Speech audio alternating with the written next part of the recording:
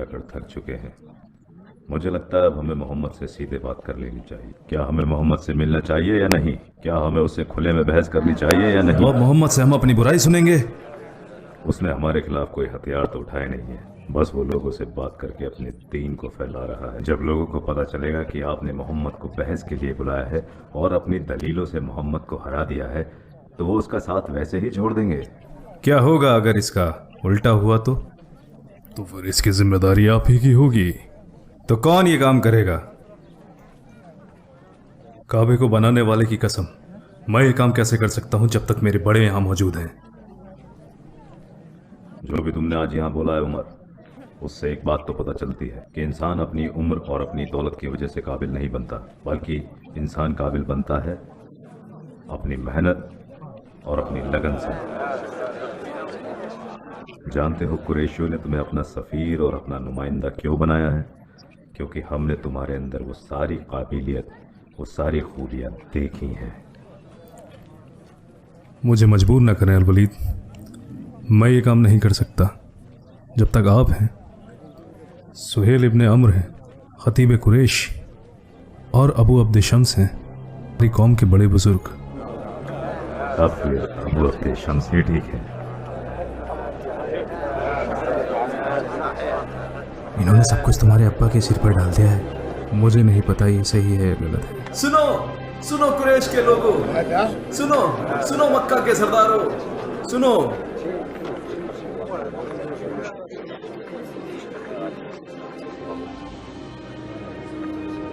मक्का के लोगों, मैं शहादत देता हूं कि मैंने सलीम को आज से आजाद कर दिया है। अब से ये मेरा बेटा है और आज से सलीम है, सलीम इब्ने अबू हुदैफा इब्ने उतबा इब्ने रबिया। मैं इसे अपना वारिस मानता हूं और इसे अपना वारिस भी बनाता हूं।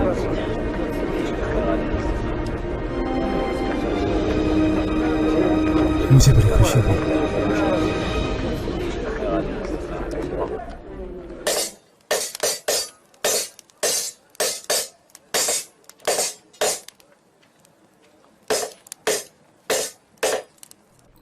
जब एक गुलाम आजाद होता है तो दूसरे गुलाम को उसके लिए खुश होना चाहिए। मुझे इस बात से कोई फर्क नहीं पड़ता। हाँ, फर्क पड़ता है मुझे, दुख भी होता है। उसने उसे आजाद भी करा दिया और अपना बेटा भी मान लिया और उसे अपना नाम भी दे दिया। और ये सब इसलिए क्योंकि वो एक अरबी गुलाम है और हमारा क्या, हम तो हबशी गुलाम है ना। और बताओ मुझे, दुनिया को बनाने वाले ने काला और गोरा क्यों बनाया? क्या तुम्हें अपना रंग पसंद नहीं वाशी? तुम्हें है क्या? लेकिन मुझे है। नहीं, मुझे नहीं है, क्योंकि मैं एक हबशी हूं, इसलिए ये लोग मुझसे नफरत करते हैं। अगर मेरा रंग भी गोरा होता तो ये मुझे भी आजाद करते। तुम भी उनकी तरह हो गए हो वाशी, उनकी तरह। हाँ, क्योंकि तुम भी उनकी आंखों से अपना रंग देख रहे हो।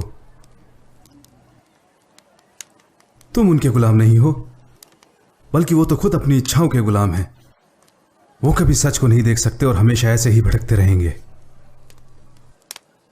जो मैं सुन रहा हूं वो किसी गुलाम से पहले कभी नहीं सुना। मैं अपने आकाओं का गुलाम नहीं, जानते हो क्यों? क्योंकि मेरा शरीर उनका गुलाम है, लेकिन मेरा जिस्म और मेरी रूह उन सबसे ज्यादा आजाद है। तुम मुझे सपने दिखाने चले हो। कुरैश के लोग आज आपस में बातें कर रहे थे। तुम्हारा इस बारे में क्या सोचना है? क्या मतलब? क्या गुलाम के पास कान नहीं होते?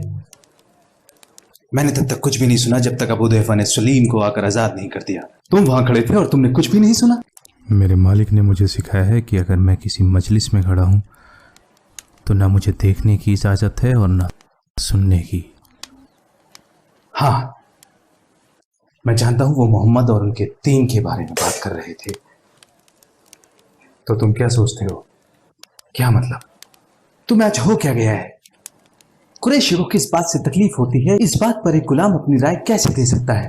राय यहां होती है, यहां या यहां? इंसान को पहले खुद को देखना चाहिए। इंसान, ये खूबियां मेरे अंदर कब आएंगी? और मैं क्यों मोहम्मद की परवाह करूं? तुम इस बात को नहीं समझ पाओगे। मुझे इस बारे में कोई राय नहीं देनी, लेकिन तुम तो दे रहे हो। मेरी राय यह है कि ना तो मैं मोहम्मद के दीन की परवाह करता हूं और ना ही कुरैशियों की, और मेरे लिए इन दोनों के दीन का कोई मतलब नहीं है। सही कहा, आपको सिर्फ कुरैशियों का नबी बनाकर नहीं भेजा गया है, और ना ही सारे अरब का, बल्कि आपको नबी बनाकर भेजा गया है पूरी कायनात का। और उसमें काले, गोरे, अरबी, गैर अरबी और न जाने कितने। ये सब तुमने कहाँ से सीखा हमामा की बेटी? अगर तुम भी लोगों को ऐसे सुनते जैसे कि मैं सुनता हूँ तो तुम भी शायद जान जाते। तुमने कहा सारी कायनात के लिए, तो क्या उसमें आज़ाद और गुलाम लोग भी हैं? तो कल अगर मैं मोहम्मद पे भरोसा करूं तो क्या वो मुझे आज़ाद करा देंगे? अगर तुमने कल उन लोगों को सुना होता तो तुम जान जाते कि वो आपसे कितना बैर रखते हैं, जबकि आप अखलाक और फ़राइज़ में उन सबसे कहीं ज़्यादा अफजल हैं। अगर वो तुम्हें आज़ाद करने का हुक्म भी देते हैं तो ये लोग नहीं मानेंगे।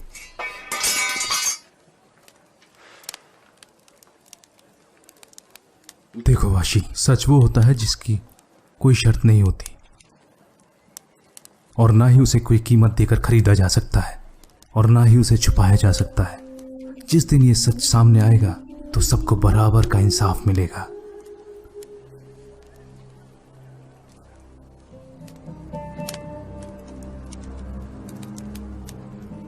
क्या तुमने लोगों को वाकई ये बात कहते सुना?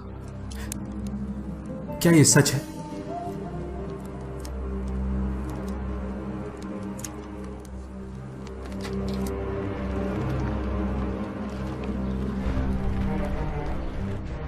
सुनो इब्न अबी कुहाफा,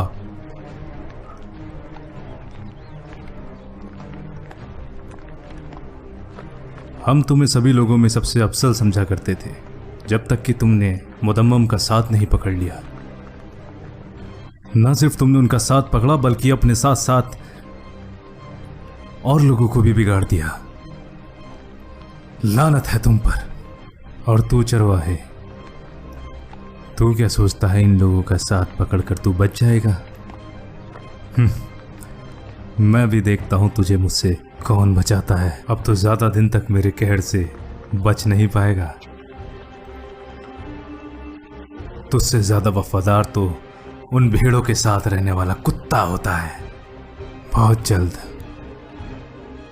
जल्द मेरा अजाब तुझ पे नाजिल होने वाला है। फिर देखता हूं तुझे कौन बचाता है। कोई भी कबीला तुझे मुझसे बचाने मेरे सामने नहीं आएगा। सलामुन सलामुन। मैं आप जैसे जाहिल लोगों से कोई लेना देना नहीं है। सुनो, तुम्हारा ये हाल करूंगा। अल्लाह के रसूल ने सही कहा था, ये वाकई में अबू जहल है। आपने देखा नहीं वो कैसे अल्लाह के रसूल को गालियां दे रहा था? वो आपको मुदम्मम बुला रहा था, जबकि आप वल्लाही मैं उसकी गाली का जवाब देकर रहूंगा। मेरे नबी ने ऐसा करने से मना किया है। वल्लाही आपको तो रहनुमा बनाकर भेजा गया है ताकि वो लोगों में खुशियां भी बांटें और साथ ही साथ हिदायत भी करें। आखिर में हम सबको उसे खुदा के पास ही जाना है। और आप इब्ने मसूद, आपने तो पूरा कुरान हिफ्ज़ कर लिया है, फिर आप उस खुदा की अनदेखी कैसे कर सकते हैं? अल्लाह कहता है,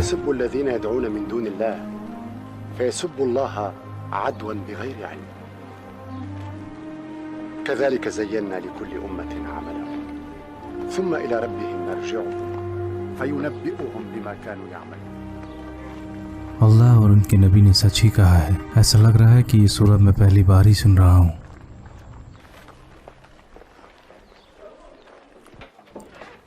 आइए, आपका खैर मकदम है। बताओ तुम क्यों मेरा खैर मकदम करोगे उमर? क्या मैंने तुमसे मना नहीं किया था? क्या मना किया था? यही कि दूसरों के सामने मेरी मुखालिफत मत करना। तुमने देखा नहीं कैसे उतबा इब्न रबिया ने तुम्हारी तारीफ की और मुझे नीचा दिखाया? या तुम ये बताना चाहते हो कि उमर उसके मामा से ज्यादा समझदार है? तो आप इसलिए यहाँ आए हैं। सुनो अबू अल हाकम, तुम भी मुझे अबू जहल क्यों नहीं बुलाते जैसे मोहम्मद और उसके सहाबा मुझे बुलाते हैं?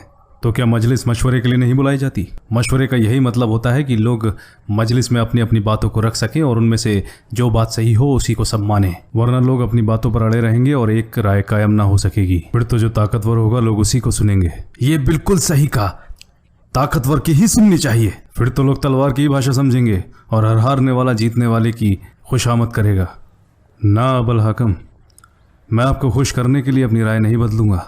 मैं मोहम्मद और उनके दीन की मुखालिफत करता हूं, लेकिन उसका ये मतलब नहीं। ये तुम लोग आपस में झगड़ा क्यों कर रहे हो?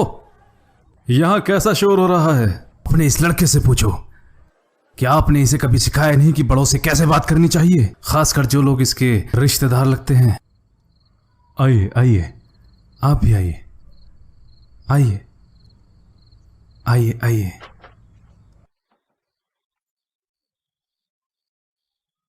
साला तो तुम्हारे अब्बू और भाई अबू जंदल आए हैं, और साथ में मेरे अब्बा और मेरे भाई भी हैं।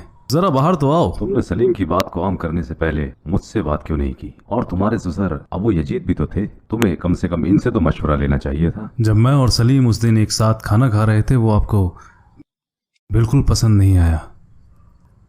तुम्हें क्या फर्क पड़ता है कि मुझे क्या नापसंद है? मेरी दिली तमन्ना है कि मैं जिन्हें पसंद करता हूँ आप भी उन्हें पसंद करें। अगर मैं ना करूं तो आपको खुश करने के लिए जो मुझसे बन पड़ेगा वो मैं करूँगा, लेकिन जिस बात की तस्दीक मेरा दिल कर देता है मैं उसे करने से कभी पीछे नहीं हटता।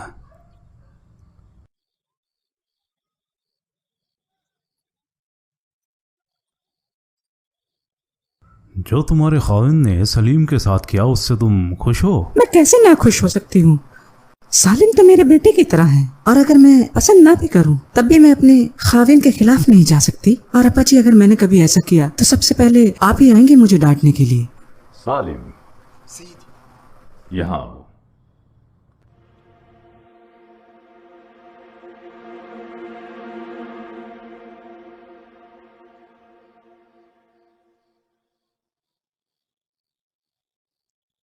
बैठ जाओ।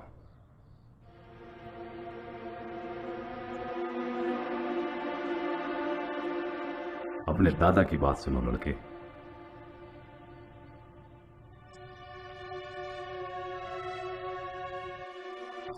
देखो, जो अबू हुदैफा ने किया उससे मैं बिल्कुल खुश नहीं हूं, लेकिन अब ये ऐसा कर चुका है और इसके लिए इसने लोगों को भी गवाह बना लिया है। तो अब से तुम हमारे परिवार का एक हिस्सा हो। अब से तुम्हारी खुशी हमारी खुशी होगी और तुम्हारा गम हमारा गम होगा। हम अपने लोगों के रीति रिवाज से जुड़े हुए हैं, इसलिए अपने अब्बा अबू हुदैफा के साथ ही रहना और इनको इतना ही प्यार देना जितना ये तुम्हें करते हैं। वल्लाही मैं सारी जिंदगी इनका साथ नहीं छोड़ूंगा, उसके लिए मुझे अपनी जान भी देनी पड़े तो कोई परवाह नहीं। वल्लाही मैं जानता हूँ अब्बा जी कि आप सभी लोगों में सबसे ज्यादा ज़हीन और इज्जत वाले हैं। तुम मेरे बेटे हो, इसलिए मुझे खुश करने की जरूरत नहीं है। मैं बस इतना चाहता हूँ कि जितना प्यार मैं तुमसे करता हूँ तुम भी उस बात की इज्जत रखो और मेरे जाने के बाद इस कबीले की बागडोर अपने हाथ में ले लो, ताकि मैंने आपको पहले ही बोला है अब्बा जी, मैं इस लायक नहीं।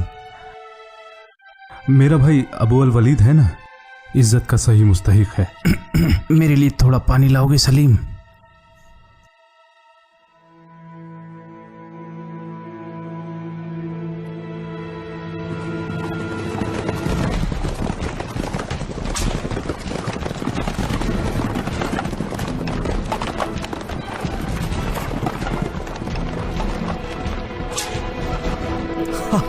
खालिद जीत गया। तुम्हें अपनी आंखों का इलाज कराने की जरूरत है। जब पहली रेस तुमने जीती थी तब क्या मेरी आंखें सही काम कर रही थी? और अब तुम इस बार हार रहे हो तो मेरी आंखों का कसूर है। हाँ, मुझे पता है तुम ये नहीं बोलना चाहते कि उमर खालिद से दोनों बार जीत गया, क्योंकि वो तुम्हारा रिश्तेदार भी है और तुम दोनों मखजूम कबीले से भी हो। हाँ, मैं जानता हूँ वो मेरा रिश्तेदार भी है और मेरी कौम का है, लेकिन तुम भूल रहे हो शायद कि मैं तुम्हारा मामा भी हूँ और करीब का।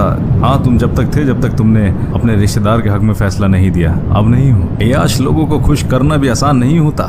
सही कहा, और उनमें सबसे ज्यादा वही पिसता है जो दो लोगों के बीच फैसला कराता है। चलो अब तुम ही फैसला करो, हम दोनों में रेस कौन जीता? वही जीता जिस पे मैंने अपनी शर्त लगाई थी, यानी कि मैं। तुमने उस पर शर्त लगाई ये सोचकर कि मैं हार जाऊंगा। देखो, मैं दोनों बार शर्त जीत गया। दोनों बार? देखो, पहली बार मैंने तुम पे शर्त लगाई और मैं जीत गया। ये अपनी गलत सोच में हम दोनों को भागीदार बना रहा है। तुम ये क्यों नहीं कहते कि मैंने अपनी सही सोच लगाकर दोनों को बराबर आका है? पहली बार में उमर और दूसरी बार में तुम, और ये दोनों बार ही जीत गए। आमिर बिन अलास की किस्मत आज वाकई में बहुत बुलंद है। तुम्हें क्या लगा ये किस्मत का खेल है? मैंने पहले ही रेस में उमर के घोड़े को भांप लिया था वो खालिद के घोड़े के मुकाबले में ज़्यादा हाँफ रहा था। इसी से मैंने अंदाज़ा लगा लिया था कि ये पहली रेस में काफ़ी थक चुका है और दूसरी रेस में उमर के घोड़े से हार जाएगा। अच्छा, तो अब समझ में आया कि ये घोड़ा हारा है, घुड़सवार नहीं। घोड़ा हमेशा घुड़सवार के इशारों पे ही चलता है। बात को घुमाने की कोशिश ना करो उमर। ये तो हमजा इब्ने अब्दुल मुत्तलिब है। हाँ वाकई हमेशा की तरह शिकार पे जा रहे हैं। क्यों ना हम भी इनके साथ शिकार पर चले जाएं, ये जानते हुए भी कि हमारे और हाशिम कबीले के बीच में क्या चल रहा है। लेकिन हमजा ने तो मोहम्मद का दीन कबूल नहीं किया और हमारे बड़ों ने तो अभी तक इन मसलों सिवाय उमर के बुजुर्गों के होते हुए भी अदिया कबीले ने इनको वह वाकई में बहुत शानदार घुड़सवार है।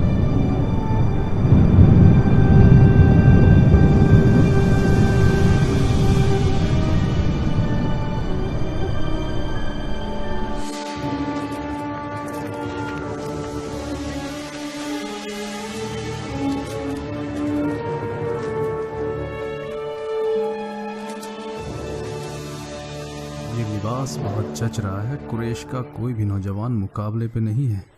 कहाँ जा रहे हो अब्दुल्ला? मुझे कुछ काम है। मुझसे कुछ छुपा रहे हो? इसमें छुपाने और बताने जैसी कोई बात नहीं है। क्या तुम हमारे साथ मजलिस में नहीं चलोगे, या तुम्हें अपने बाप का साथ पसंद नहीं है? नहीं, ऐसी कोई भी बात नहीं है। अगर तुम्हारे लिए दूसरों का साथ और मेरा साथ एक ही बात है तो मेरे साथ ही चलो। मुझे जहाँ पसंद है मैं वहीं जाऊँगा।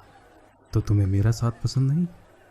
देखिए अब्बा, मैं आपके साथ बहस नहीं करना चाहता। जब भी मैं तुमसे कहीं जाने के लिए बोलता हूँ तुम हमेशा ही मुझे मोहम्मद और उनके सहाबाओं पर कभी ना खत्म होने वाली बहस के अलावा आप करते क्या है उस मजलिस में? कभी ना खत्म होने वाली? तुम्हें नहीं पता उन्होंने क्या किया है हमारे साथ? बताइए अब्बा जी, क्या किया है उन्होंने? उन्होंने हमारे दीन और हमारे खुदाओं को गालियां दी हैं। तो आप क्यों अपने खुदाओं की हिमायत कर रहे हैं? वो तो अपनी हिमायत आपसे ज्यादा खुद कर सकते हैं। जब भी कोई गंभीर मसला होता है क्या आप उनके पास नहीं जाते मदद मांगने के लिए? क्या आप उनके पास जाकर अपने मंसूबे जाहिर नहीं करते, या उन्हें खुश करने के लिए कुर्बानी पेश नहीं करते? वो तो अपने साथ साथ आपकी भी हिफाजत कर सकते हैं। तो क्यों ना आप मोहम्मद को इन खुदाओं के भरोसे छोड़ दें? या आपको इनकी काबिलियत पे कोई शक है? मैं तुमसे कोई बहस नहीं करना चाहता। जाओ यहाँ से, मुझे तुम्हारी कोई ज़रूरत नहीं है। सुनो, क्या तुम्हें इससे बेहतर कपड़े नहीं मिले? कम से कम अपना नहीं तो अपने बाप का ख्याल तो करो। लोग क्या कहेंगे? फिक्र न करें अब्बा जी, लोगों को पता है और वो जानते हैं कि आप कितने दिलदार हैं और लिबासों को लेकर आप कितने फिक्रमंद रहते हैं। और अगर वो करते भी हैं तो मेरे भाई का लिबास उन्हें झूठा बना देगा। अबू जंदल, क्या तुम मेरे साथ चलोगे? अबू जंदल, तुम मेरे साथ आओगे?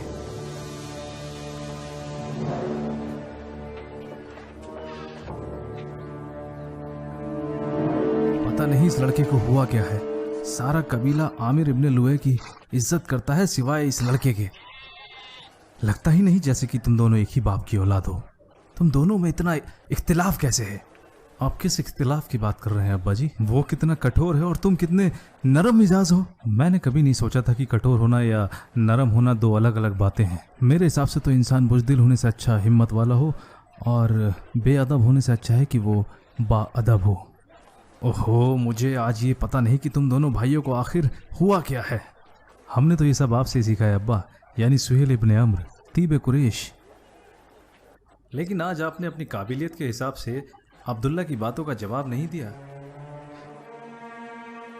यही कि किसको किसकी हिफाजत करनी चाहिए, अपनी या अपने खुदाओं की। हम उन्हें मानते हैं, बदले में वो हमारी हिफाजत करते हैं।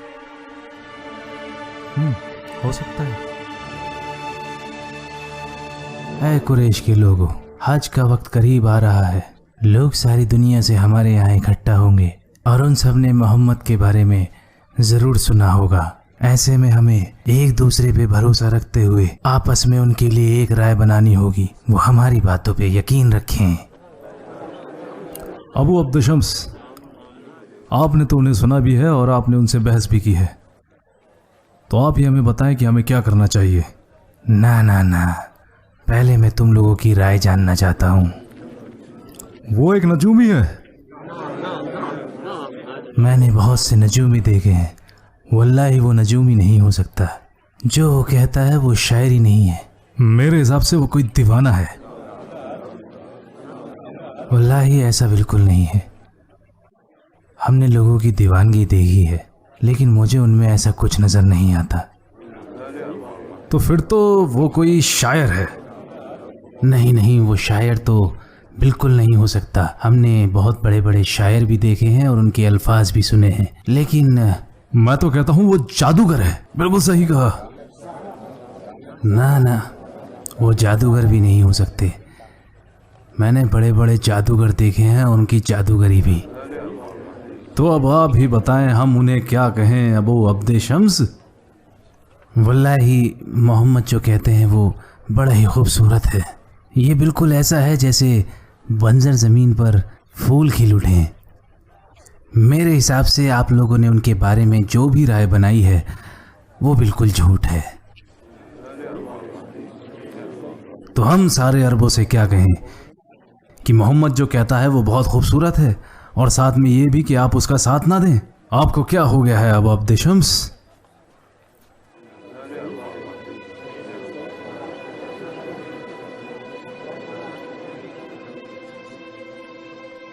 मेरे हिसाब से जो आसपास है वो है नजूमी। नजूमी जो अपने जादुई अल्फाजों से बाप का बेटे से, खाविंद का बीवी से और भाई का भाई से झगड़ा करा देता है।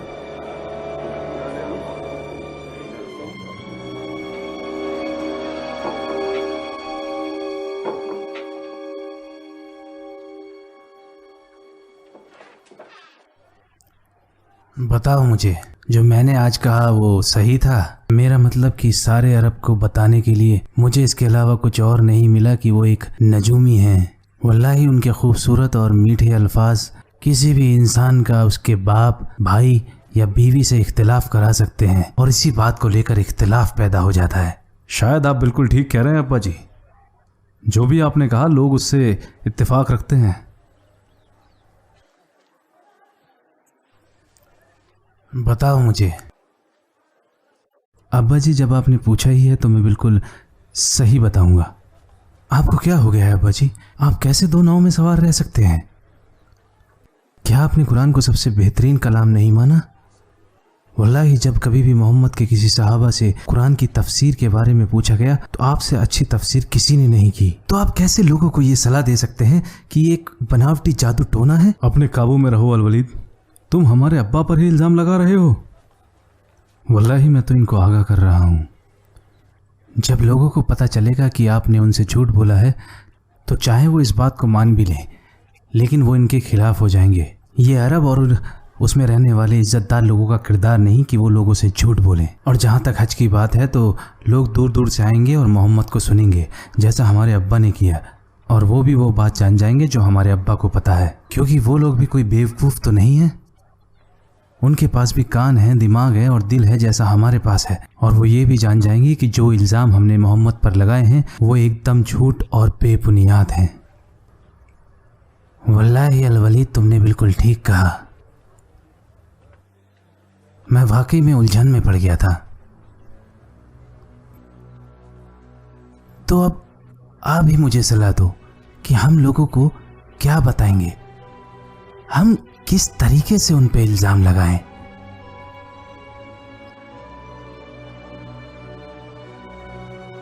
वल्लाही मुझे अपने कानों पे यकीन नहीं हो रहा। लोगों को वो बताओ जो आप एक दूसरे से कहते हो, लेकिन फिर तो मोहम्मद का कद हमसे बड़ा हो जाएगा। अगर आप सच नहीं बोल सकते तो कम से कम चुप तो रह सकते हैं। फिर हम एक ही काम कर सकते हैं कि लोगों को मोहम्मद से मिलने से रोकते हैं।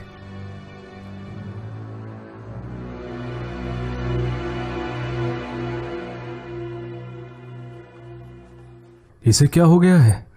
पहले तो इसकी जबान नहीं खुलती थी और आज ये इतना बोल गया। अपने भाई के बारे में गलत मत बोलो खालिद। वो तुम्हारा सौतेला भाई जरूर है, लेकिन मेरी नज़र में तुम दोनों बराबर हो। अगर तुम्हें कुरैश की फौज का सिपह सलार बनाया है तो अपनी ताकत पर घमंड ना करो। दो ही तरीके के लोगों ने अरबों पे राज किया है, या तो अपनी तलवार के दम पर, या फिर वो जिनमें सब्र और सलाहियत दोनों हैं।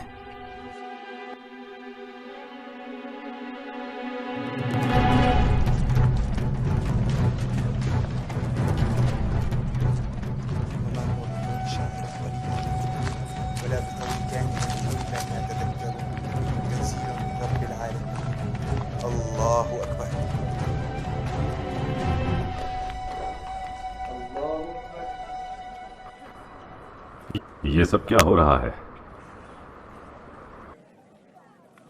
मुझे कसम है अबू हुदैफा, कसम है अपने खुदाओं की, ये सब देखने से पहले मैं मर क्यों नहीं गया। अगर लोगों को इस बात का पता चलेगा तो मैं उन्हें क्या जवाब दूंगा? कौन से लोग अब्बा जी? जब मैं उसे खुदा से डरता हूँ तो मुझे क्या ये तुमसे तुम्हारे खुदा ने कहा है कि तुम अपने बाप की नाफरमानी करो? नहीं, बल्कि वो तो कहता है कि हमेशा अपने माँ बाप की फरमाबरदार रहो। इस्लाम का तो बुनियादी उसूल यही है कि उस एक खुदा में यकीन रखो। अरे सालिम, जरा वो आयत पढ़ना। قضى ربك ألا تعبدوا إلا إياه وبالوالدين إحسانا إما يبلغن عندك الكبر أحدهما أو كلاهما فلا تقل لهما أف ولا تنهرهما وقل لهما قولا كريما واخفض لهما جناح الذل من الرحمة وقل رب ارحمهما كما ربياني صغيرا। यकीनन हर किसी को अपने माँ बाप के साथ बड़ी नरम दिली से पेश आना चाहिए, चाहे वो शिर्क में ही क्यों ना मुब्तला हो, और अपनी औलादों को भी ऐसा करने के लिए बोलते हों। وإن جاهداك على أن تشرك بي ما ليس لك به علم فلا تطعهما وصاحبهما في الدنيا معروفا। जो पहले तुम्हारा गुलाम हुआ करता था वो हिफ्ज़ कुरान होने के बाद दीन में तुमसे आगे निकल गया है। क्या शायद इसीलिए नमाज में तुमसे आगे खड़ा था? हाँ अब्बा जी, ये खासियत अल्लाह ने इसे बख्शी है। ये बस अल्लाह के नबी से जुबानी आयतें सुनता है और उन्हें पूरे दिल से हिफ्ज कर लेता है। मैं भी इससे सीखता हूँ और नमाज में मेरी क़यादत करता है। इसमें कोई नुकसान मुझे नहीं है। लगता है यहाँ सब के सब पागल हो गए हैं। क्या ये सब मोहम्मद की वजह से हो रहा है? वो छोटे लोगों को तो बड़ा रुतबा दे रहा है और बड़े लोगों को नीचे कर रहा है। नहीं, वो सबको एक बराबर मानते हैं। सिर्फ आगे निकलने का एक ही रास्ता है और वो है तकवा। अल्लाह जानता है और इसका अजर देता है। जैसा कि तुमने मुझे बताया कि वो कहता है कि अपने माँ बाप के हमेशा फर्मा बरदार रहो, तो क्या तुम ऐसे अपने बाप के फर्मा बरदार हो? ये मेरी फर्मा बरदारी है कि मैं आपको इस्लाम की दावत देता हूँ। वल्लाही बिल्कुल नहीं। कुरैश ये नहीं कहेंगे कि उतबा ने अपना दीन बदल लिया और अपने ही लोगों से अलग हो गया। तुमने अपने बाप से बहुत बहस कर ली। मुझे कसम है कि तुम्हें तुम्हारे लोगों की और तुम्हारे बाप के दीन की तरफ वापस लेके आऊंगा। कसम? किसकी? अल्लाह ताला उज़्ज़ा की? उन खुदाओं की जिन्हें आप खुद बनाते हैं। पहले तो उन्हें खुद बनाते हैं, फिर उनके आगे खुद ही झुकते हैं। जिसे आप बनाते हैं वो आपको बनाने वाला हो जाता है, और जिसे आप पैदा करते हैं फिर वो आपको पैदा करने वाला हो जाता है। इससे अच्छा तो आप उसे खुदा में यकीन रखें जिसने पूरी मखलूक़ात को बनाया है और उस एक की इबादत करने का हुक्म दिया है। अगर उस खुदा से अज़र चाहते हो तो फर्मा बरदार बनो। अल्लाह की मेहरबानी चाहते हो तो मेहरबान बनो। अल्लाह से नेकी चाहते हो तो नेक बनो। अगर चाहते हो कि अल्लाह तुम्हें इज्जत और प्यार दे तो लोगों के साथ इज्जत और प्यार से पेश आओ। सब मिलकर एक हो जाओ जैसे वो खुदा एक है। बताओ मुझे क्या सही है? या वो खुदा जिनकी वजह से आप आपस में बटे हुए हैं? वो सारे बुत जिन्हें अपनी मर्जी और पसंद से बनाते हो? यहां तो सभी कुछ उल्टा लगता है। क्या इंसान खुदाओं को बना सकता है? क्या हो रहा है यहाँ? आपको तो हमारे पास होना चाहिए था। बहुत गंभीर मसला है। इन्हें जवाब दो अबू दैफा। अपने बहनोई अबू सुफियान से कहो, अपने ससुर अबू यजीद को बताओ, अपनी बहन से कहो।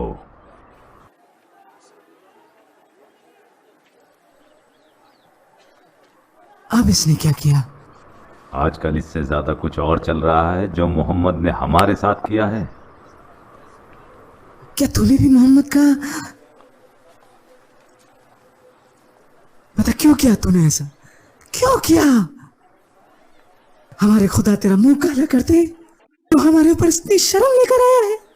बेशर्म है तू, बेशर्म है। मारो इसे। ये मेरा भाई नहीं हो सकता। मारो इसे जेल में बंद कर दो और जब तक पीटो जब तक ये हमारी तरफ वापस नहीं आ जाता। अपना सामान उठाओ और मेरे साथ चलो। इसने हमारा दीन छोड़ दिया है, अब तुम इसके साथ नहीं रह सकती। अब मैं ईमान ला चुकी हूँ अप्पा जी। अब ना तो मैं इनको छोड़ूंगी और ना इनके बताए हुए दीन को। ये तो शैतानियत है। तुम दोनों का दिमाग फेर दिया है। तुम दोनों का दिमाग फेर दिया है। अबू अब्द शम्स और मैं देखते हैं कि कैसे लोग मोहम्मद को नहीं छोड़ते, मगर हमारी कौम हमें क्यों सुनेगी? क्योंकि हमारे तो खुद के बच्चे ही हमारे दुश्मन बन गए हैं। हम क्या मुंह लेकर लोगों के पास जाएंगे? वो तो यही कहेंगे, जाओ पहले अपने घर को संभालो, फिर हमारे पास आना। बिल्कुल, लोगों को ये कहने का हक है। हमने आज तक सिर्फ मोहम्मद के बारे में बहस के अलावा और किया ही क्या है, और इससे अभी तक हमें ना कुछ हासिल हुआ है और ना कुछ वसूल। हमें पहले अपने घरों से ही शुरुआत करनी पड़ेगी। लोग, मैं तुम्हें हक के रास्ते पे बुला रहा हूं और तुम मुझे लोगों का वास्ता दे रहे हो। हक तो वो है जो लोग करते आए हैं और उनके बाप दादा करते थे। कौन सही है? वो इंसान जो आज काम करता है ताकि उसका कल संवर जाए और ऐसे लोगों के लिए रास्ता बनाता है जो लोग उसमें यकीन रखते हैं, या वो इंसान जो अंधा होकर मुर्दों में यकीन रखता हो? तुमने अभी लोगों की बात की, क्या तुम्हें दिखता नहीं कि मोहम्मद के मानने वाले बढ़ते जा रहे हैं? क्या वो लोग नहीं हैं? तुम्हारा क्या होगा जब अल्लाह के करम से उनका दीन फैलेगा? अल्लाह की कसम ये होगा। और तब क्या होगा जब ज़्यादा से ज़्यादा लोग इस बात को मानेंगे? क्या तुम ये कहोगे कि नहीं, पहले ये गलत था और अब सही हो गया है? क्या ऐसे ही सच्चाई मानोगे? और अगर तुम्हारे जीते जी ये होगा तो लोग तुमसे बहुत आगे निकल चुके होंगे, फिर उस वक्त तुम्हारा रुतबा क्या रह जाएगा? आज तुम नबी से नफरत करते हो क्योंकि तुम्हें अपना रुतबा और रसूख छिन जाने का डर है। अगर तुम्हें रुतबे और रसूख का इतना ही ख्याल है तो आगे बढ़ो और इस्लाम को अपनाओ, ताकि जो तुम्हारा रुतबा आज है कल भी वही रहे। इसे कौन सा दर्जा मिला है? ये तो हमसे भी पहले इस्लाम अपना चुका है। अब तक तो इसे बादशाह बन जाना चाहिए था। हमें मोहम्मद को रोकना होगा। उनका जादू लोगों के सिर चढ़कर बोल रहा है। जितने ज्यादा लोग उन्हें सुनेंगे उतना ज्यादा मानने लगेंगे। मोहम्मद से लोगों को हर हाल में बचाना है, चाहे इसके लिए हमें तलवार ही क्यों न उठानी पड़े। मैं इससे ज्यादा बर्दाश्त नहीं कर सकता। जा रहा हूं मैं। अबू सुफियान, क्या तुम मेरी बात नहीं सुनोगे? इससे अच्छा है कि मैं अपने कानों को फोड़ लूं।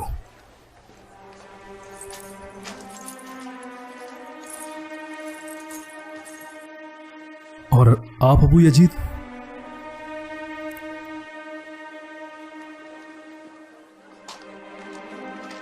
और तुम मेरे भाई, हमारे बड़े बूढ़े तो सरदार होने की वजह से डरते हैं ताकि कौम के लोग नाराज ना हो जाएं, लेकिन तुम तो अभी जवान हो।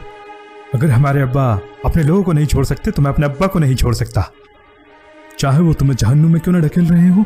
मुझे ये बातें समझ नहीं आती। आग, जहन्नुम, जन्नत, इससे बेहतर होता कि मैं तुम्हें यहीं मार देता, लेकिन उससे मेरे दुश्मन खुश हो जाएंगे। मैं तब तक इंतजार करूंगा जब तक मेरे अब्बा कोई राय कायम नहीं कर लेते।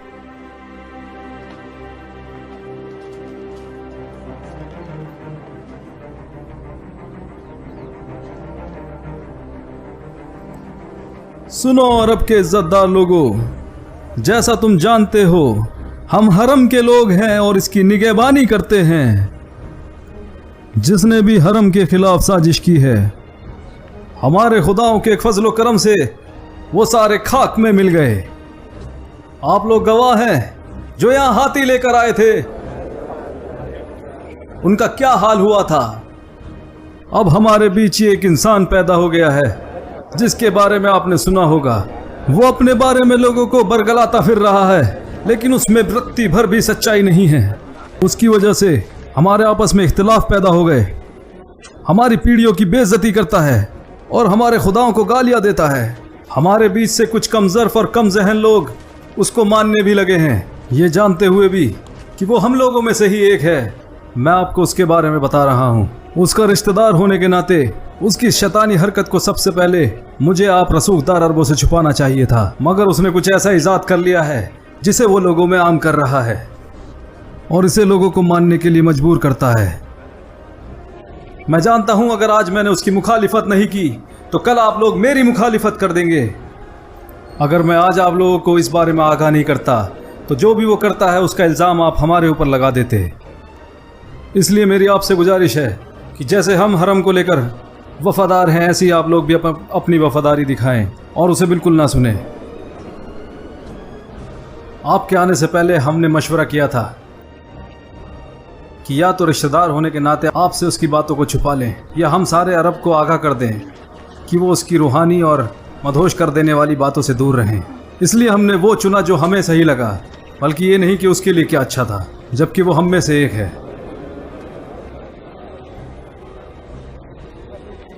इसलिए आपको इस पाक जगह का वास्ता उससे दूर रहना। अगर उसने वाकई में कुछ अच्छा इजाद किया होता तो सबसे पहले हम उसे मानते, जबकि हम तो खुद उनके कबीले के लोग हैं। अगर वाकई उसकी बात में कोई दम होता तो हम पहले उसे मानते। वो तो यहां तक कहता है कि अगर आप लोग हमारे साथ हो जाएं तो अरबों को तो हमारे साथ आना ही पड़ेगा, लेकिन हम जवाब में बोलते हैं कि अरब के साथ हमारा रिश्ता आज का नहीं है, बहुत पुराना है। हम अरबों से दुश्मनी मोल क्यों लेंगे? उसके पास रूहानी ताकतों का खजाना है जिससे वो खानदान को खानदान से लड़वा देता है और लोगों को लोगों से लड़वा देता है, लेकिन हमने उसे मानने से इनकार कर दिया। तो जिस आग से हम खुद बच रहे हैं उसमें आप लोगों को कैसे ढकेल दें? हमारा ज़मीर ये गवारा नहीं करता, हमारा इंसाफ ये गवारा नहीं करता, और हमारा अखलाक वो भी गवारा नहीं करता। और उसकी रूहानी ताकतों से अपने आप को बचा लेना। जैसा अबू यजीद ने कहा, मैं मोहम्मद का चचा हूं, वो मुदम्मम है। मुदम्मम चचा होने के नाते मेरा फर्ज बनता है कि मैं सबसे पहले उसका साथ दूं, लेकिन मेरे अखलाक और मेरे जज्बात ऐसा नहीं मानते। मैं आप लोगों को इस हकीकत से रूबरू कराऊंगा और शहादत दूंगा, क्योंकि मेरे अब्बा अब्दुल मुत्तलिब ने हमेशा मुझे सच का साथ देना ही सिखाया है। मैं भी अपने भतीजे मुदम्मम को प्यार करता था, यहाँ तक कि मैंने अपने दोनों बेटों की शादी उनकी दोनों बेटियों से करा दी। लेकिन जब मुझे उनके झूठ के बारे में पता चला तो मैंने अपने बेटों को बोला कि उसे फौरन तलाक दे दें। हाँ, वो मुझे प्यारा था, लेकिन उससे ज्यादा प्यारा मुझे मेरा दीन और मेरा शहर है। मैं आप लोगों के सामने आज शहादत देता हूं कि वो झूठा है, मक्कार है। उससे दूर रहना और उसके पास भी मत जाना, वरना वो आप लोगों पे भी जादू कर देगा। आप लोगों ने इनके चचा की शहादत को सुना, अब बाकी कहने को कुछ बचा नहीं है। सुना आपने, अब बाकी कहने को कुछ बचा नहीं है।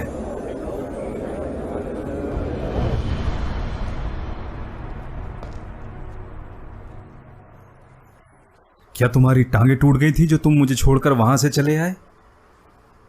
अब्बा जी, आप मुझे हमेशा डांटते क्यों रहते हैं? मेरा भाई अब्दुल्ला भी तो आपके साथ नहीं गया। मैं इससे तंग आ चुका हूं।